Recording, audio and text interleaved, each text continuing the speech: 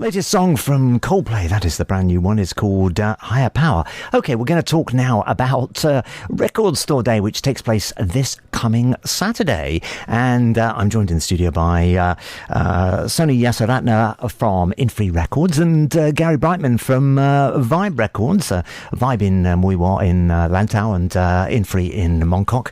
Gentlemen, thanks very much for joining us this morning. Yeah, thank you for having us, James. Good to be here. Great to be here. Hi, everyone. Let's start just by understanding, first of all, what is Record Store Day, and then let's talk about the world of indie records, record stores. And Gary, just give us a little bit of an idea about what it's about. Basically, Record Store was started back in 2007 in the US. It was an idea to support independent stores, independent record stores, and to bring together the artists and the customers on one day a year to promote things. I guess that was because record stores were sort of going down a bit at that point, right? Yeah, I think they obviously saw a need for support. The big stores were going down, weren't they? The HMVs and the Virgins and the Towers. So, what chance did the smaller stores have? Record Store now, encompasses about 1,400 independent stores across the US today, but it's a global thing. So it's in Australia and Europe and all over. In Hong Kong, you've got 6 stores, including ours, which support Record Store Day. And what sort of thing are you going to do for Record Store Day? Pretty vanilla, actually, for us. So we just offer for the last 3 years, we just offer everybody 10% off all music on Record Store Day, which is next weekend, Saturday and Sunday. That's what we do. Sonny, are you doing anything for Record Store Day? Well, Record Store Day for me is a bit different. I think, as Gary said, it was when the record store was going down and you had Napsters and all the digital formats coming in at that time, and record sales were going down. And the trend, it's always a trendy thing where digital is always the next thing. CDs was the next thing. And then now we have Napsters having their issues in 2007. We shouldn't forget that. Yeah. And I think I've forgotten about Napster completely. Yeah, exactly. I'm not promoting them, but that's affected what Record Store Day is. Yeah. So the sales generated and people find it special. It was only 2 times a year, but it's become more and more, which is trying to mainstream it. What we're doing is, I don't have a record store day like Gary. As independents, customers come in, first time, second time they come in, there's a little discount, and when they come in more, they become regulars, and it's record store day every day. You congratulate them, have all the fireworks going in the store. And that's how for us is a record store day. So this week, actually this month, I won't do it for 2 days, but it will be 15% off until the end of the month. I guess it's about developing a community around music, isn't it? Around the records, and that to me is what a lot of indie record stores do. They attract regular customers that come in and swap music, talk music, and just get on with each other, right? Gary, is that what happens with you? Yeah, absolutely. So at Vibe, we like to promote and support local bands. We have bands that come into the shop. We do these tiny desk gigs. Starting a couple of years ago, we would Facebook Live them. I would then edit down their videos and put them on YouTube on our channel.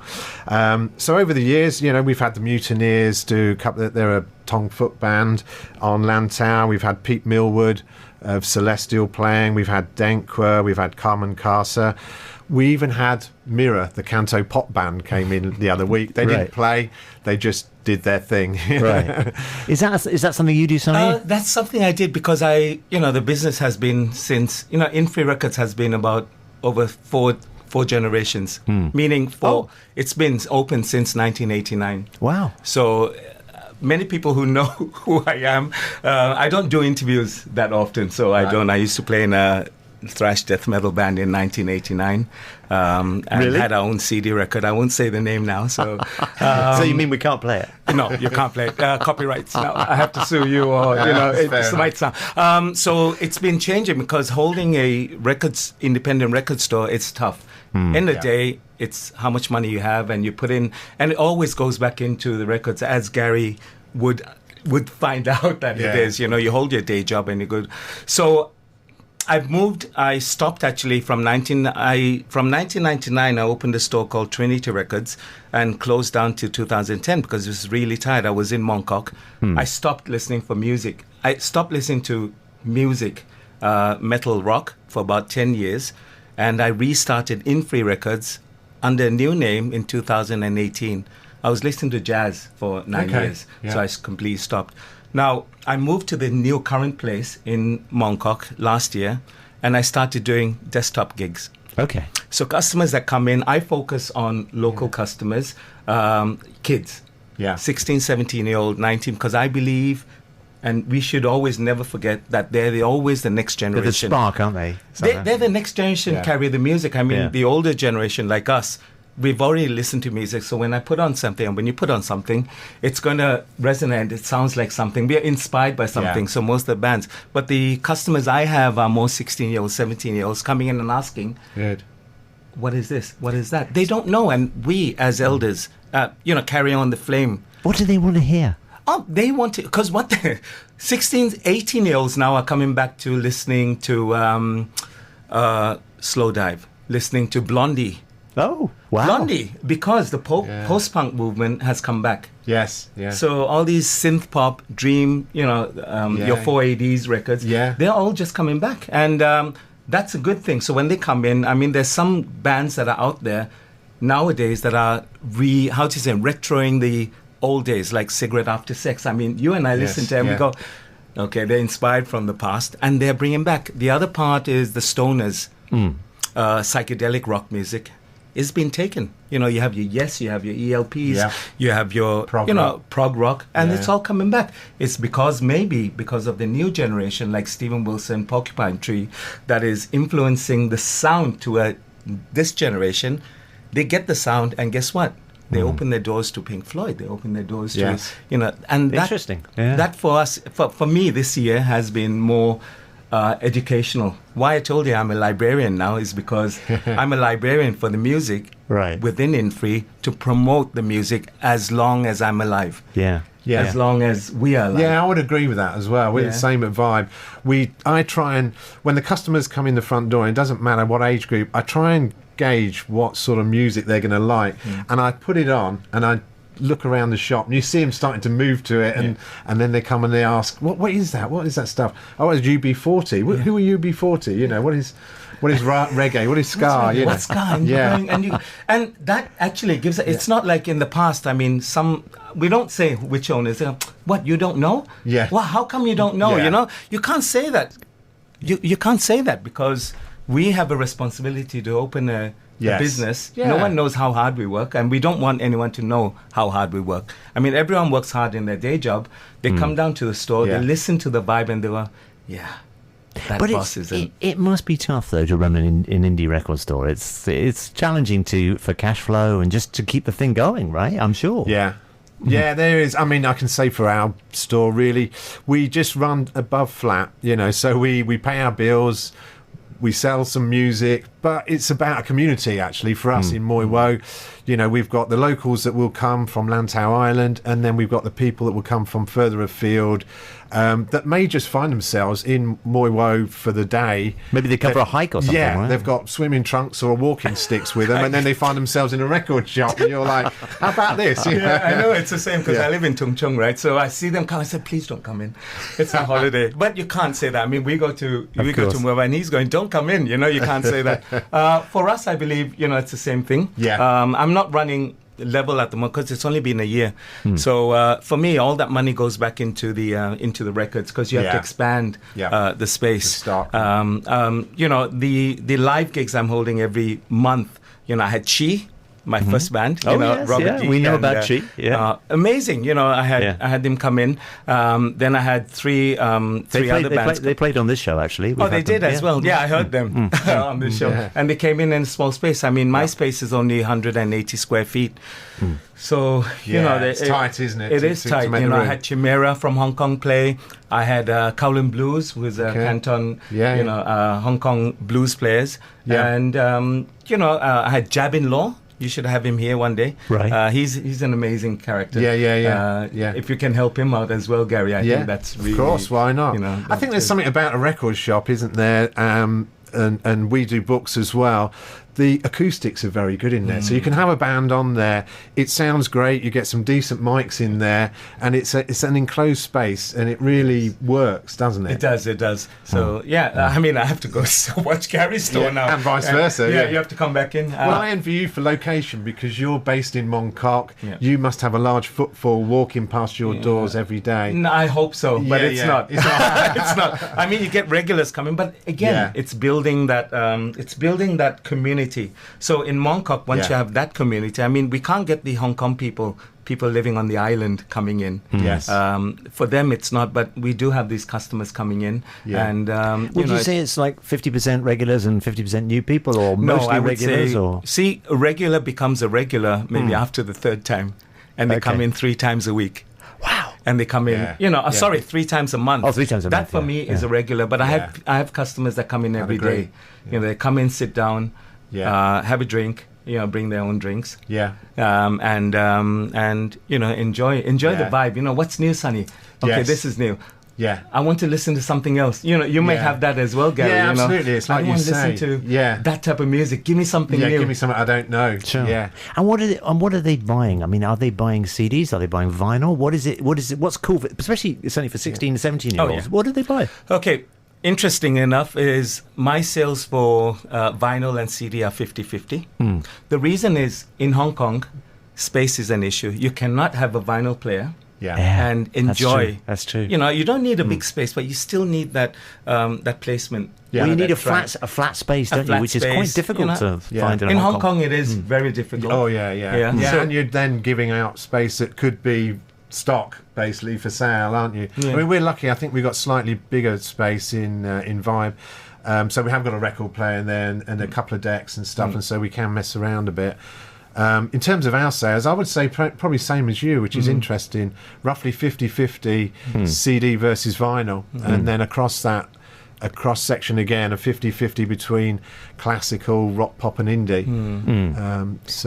And is your audience also 16, 17-year-olds, or is that not? It's an older audience, right? It is largely older, I would say. Yeah, I think people that sort of gravitate to Vibe, I think they come there for vinyl and for books, and of course they're rooted quite deeply in the 60s and the 70s and stuff, so tend to be people around my age. But we do get the younger generation in, and when they come in they absolutely love it, and we even get kids in asking, so how does the sound get from that thing that's spinning around on a deck? How does the sound work? How do you get that onto your phone? Exactly, and that makes my day every day when I'm in the store, because I'm only closed one day because I have to give myself to my family. Sure. Otherwise, where are you? Yes. So again, it's people coming in. My customer range from 60 to 65-year-olds. Again, I have a rooted customer who knows everything that there's to know, and you learn from them, because music is I don't know everything. You can't know everything, so I've got into jazz, and you understand what jazz is. You seem to have quite an eclectic taste, don't you? Because you were playing in a thrash band, and you love jazz as well. See, this is what I want to say. When you're a musician, you normally don't listen to the music that you play. Okay. You always go outside and try and influence. Like I was into the Pixies when I was playing, Metallica, thrash, and all that. I was into the Dead Kennedys. Of course, there's a similar. Then I was into classical music, but prog rock I wasn't into then, and it's a shame. I got into them after I understood structure. I always tell the younger generation, most of my customers are musicians as well. So when they come in, they ask Sonny, la la la, and I just tell them, just give them my experience and ask them to listen. Yesterday, there was this 18-year-old coming in who's a drummer, an aspiring drummer, and he says, "Do you have fusion?" I said, "Okay, do you know where fusion comes from?" And they go, "No, I want the Japanese fusion." I said, "Okay, do you know where the Japanese got their fusion from?" So, educating them in a way that you're not telling them. You go to Cassiopeia. Cassiopeia is 1974 band. I was introduced when I was young by Filipino musicians who were here playing in 1986, and they were amazing musicians. Then I got them, do you know where they got this from? Of course they listen to Lee Ritenour, they listen to James Brown, they listen to a lot of different roots of that, and they go, so that's why. So that's, for me, is I'd agree with you there. There is some pleasure, isn't there, about imparting your knowledge from the past. I go back to the sort of, I suppose, the 70s music. punk music, and that was my kind of heyday of music. Yeah. That's when I was a teenager. That's why you have a Clash. And that's why I've got the Clash. And I love it. Clash album. Yeah. But the Clash album, I mean, this is, everyone knows London. So just for the listeners, Gary's wearing a Clash London Calling T-shirt, and actually, Soni's got a Leica. A Leica is actually a Synergy T-shirt. I have a focus for local bands. So when you enter the store, my space on the wall of CDs is all Hong Kong bands. I could put up. Nice. I told everyone, I said I could put up the best European music, American music, and then, but no, I saved that space for local bands because this is what we do. Yeah. How do you support a community is to put up the Hong Kong bands as much as you can, and Asian bands sometimes.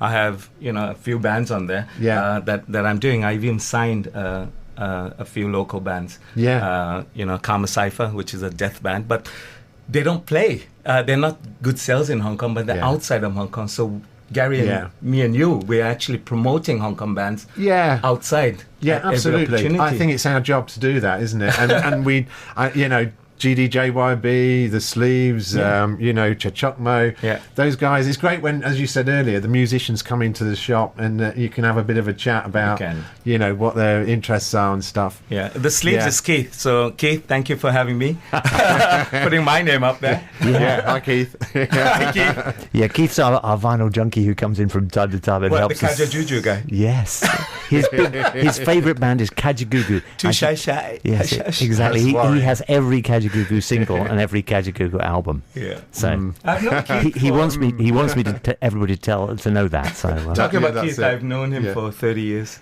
Really. When he first came to Hong Kong, he came to one of my stores. Yeah. So he came in and he was so young then.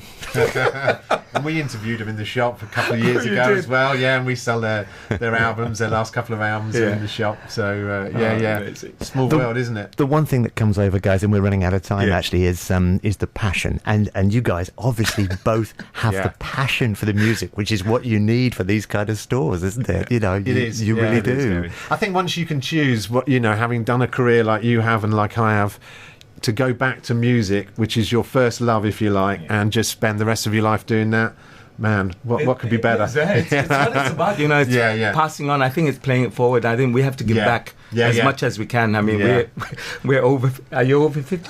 60. No way. You're 60. Yeah. Again. Keeps us young. No, you don't have to do facial or anything. Just listen to music, because I always tell people it's a vibration from the speakers that hit your blood cells. Yes. And you are young. Yes. Absolutely. Guys, look, thank you so much for coming in.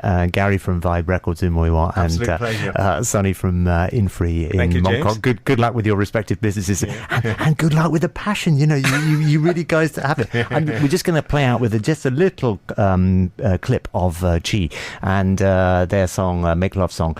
This was recorded at the Aftermath Bar actually, so we'll just have a listen to that as we go out. Thanks again, guys. Thank you. Cheers, James. Thank you, James.